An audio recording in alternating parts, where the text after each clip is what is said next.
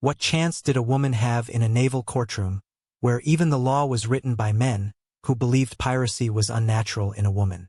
The answer, as history coldly reveals, was almost none. Captured female pirates were rarely offered mercy. In the 17th and 18th centuries, the so-called Golden Age of piracy, British Admiralty Courts showed little tolerance for piracy of any kind, but female defendants were seen as doubly transgressive. They had violated not only imperial law but gender norms, deeply embedded in the social order. Trials took place in makeshift naval tribunals, often held in colonies like Jamaica or New Providence. These courts operated without juries, and the outcomes were typically predetermined. The legal process was swift, but not without theatrics. Testimonies were gathered from ship captains, naval officers, and at times frightened sailors who feared their own association with piracy. The accused had few legal rights. Anne Bonny and Mary Critchett, two of the most notorious female pirates in history, stood trial in 1720 in Spanish Town, Jamaica. According to the official court transcript, when Bonny was condemned to death, she retorted bitterly to her lover, "Calico Jack, if you had fought like a man, you need not have been hanged like a dog." Their defense was pregnancy. Known as pleading the belly, it was one of the few legal protections afforded to women. In Bonny and Reed's case, it worked temporarily. But most female pirates did not share their luck. Many faced their verdicts in silence, knowing the court had already judged them guilty long before they ever spoke. Hanged at execution dock for piracy.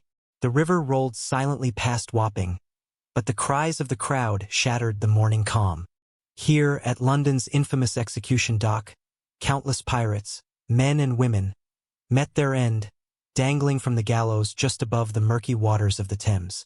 It was here that the British Empire made a gruesome example of piracy, and female pirates, though rare, were no exception. Under British maritime law, piracy was a capital crime. The Piracy Act of 1698, passed under King William III, made clear that all and every person so offending shall suffer pains of death. Unlike land-based executions, these hangings were carried out by the Admiralty, and the chosen site, execution dock, served as a symbol. Pirates would die with the tide that had once given them freedom. Women found guilty of piracy were sentenced with the same finality as men. The executions followed a cruel ritual. The condemned were led from Newgate Prison, paraded through London in a cart under armed guard, jeered at by crowds. Once at Wapping, they were made to stand under the gallows, sometimes with a noose already tightened around their necks. They were not dropped with a long fall to ensure quick death. Instead, the short drop caused prolonged strangulation, a method known as the marshal's dance, as the body would convulse grotesquely before stilling. Though female pirate executions were fewer in number, they were no less brutal. Mary Critchett, an American woman who joined a crew of escaped convicts turned pirates in 1729, was captured near Virginia and tried in Williamsburg. Found guilty of piracy, she was sentenced to death and hanged without fanfare, without delay. No pleas of pregnancy saved her.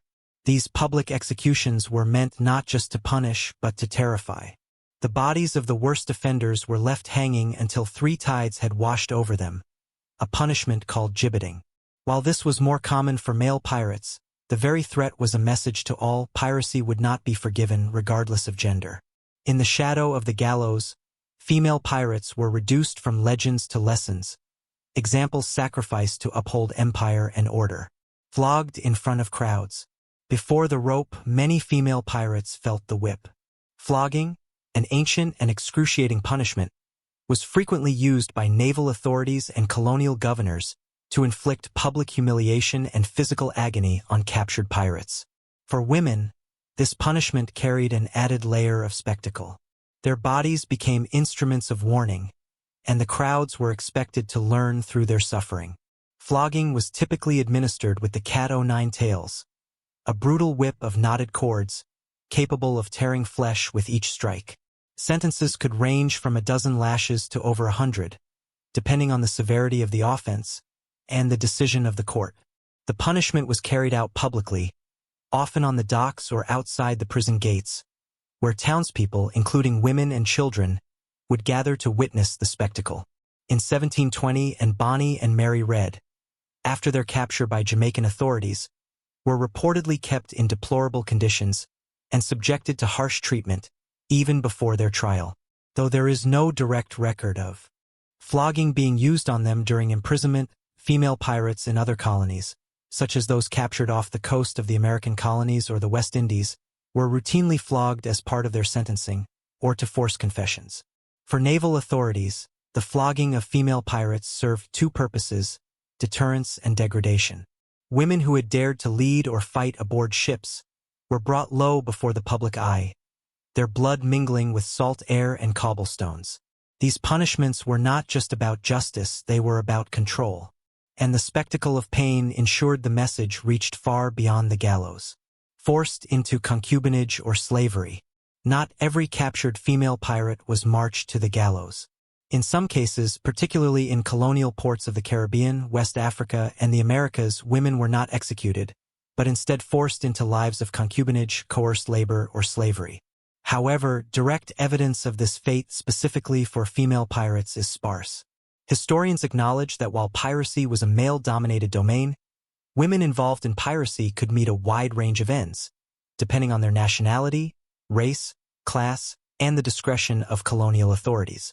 In the Spanish and Portuguese colonies, where the lines between piracy, privateering, and slavery often blurred, captured women aboard pirate ships, especially those of African or indigenous descent, were sometimes sold into bondage, regardless of their status as crew members or captives.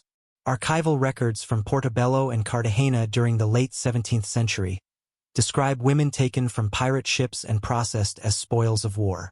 Moreover, black and mixed-race women found aboard vessels were frequently assumed to be enslaved.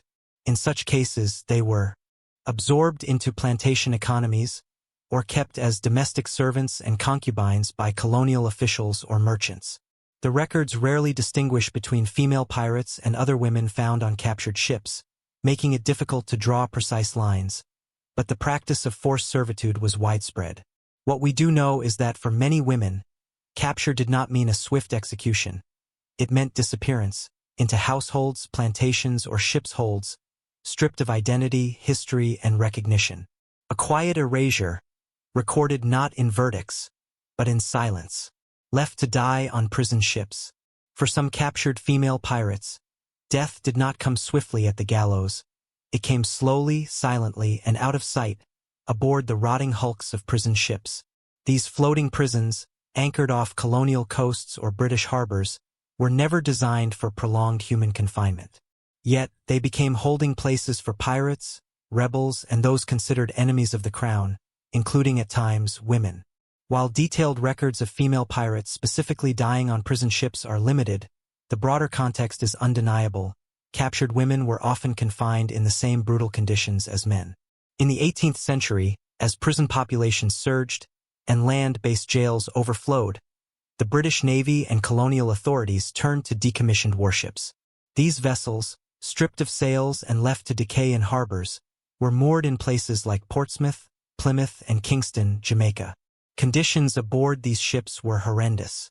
Prisoners were shackled below deck, in cramped, dark, and unventilated holds. Disease, especially typhus, dysentery, and smallpox, spread rapidly. Food was scarce and often spoiled. Women on these ships were doubly vulnerable. In addition to starvation and illness, many suffered abuse and harsh treatment, including forms of harm by guards or sailors, though this was rarely written formally. Lacking both rights and recognition, they were often left out from the records altogether. On these silent decks, history did not record executions. It recorded absence. And in that missing place, the future of many female pirates was decided, forgotten not by mistake, but on purpose. Their punishments were not just decisions, they were tools of fear, male power, and control by empire. The end of female pirates showed how deeply the sea world feared women who went against it. These stories still stay in the quiet of prison ships and the shadows of gallows. What does their removal from history say about power, justice, and who is remembered? Comment below. As the old Roman writer Tacitus wrote, "The more broken the state, the more rules it makes."